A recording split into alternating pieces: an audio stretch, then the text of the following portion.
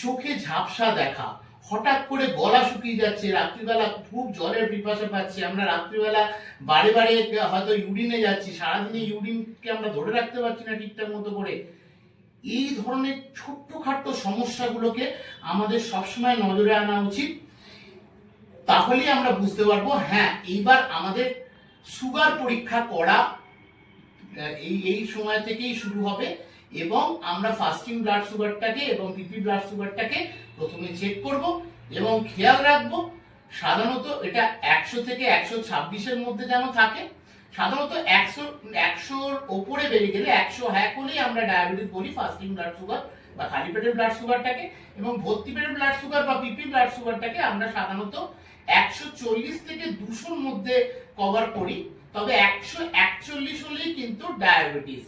তার ফলে আপনাকে সবার আগে সচেতন রাখতে হবে, যখন আপনাদের এই ধরনের সিমটম গুলো দেখা যাচ্ছে তখনই আপনারা কিন্তু ডায়াবেটিসের পরীক্ষা অবশ্যই করান।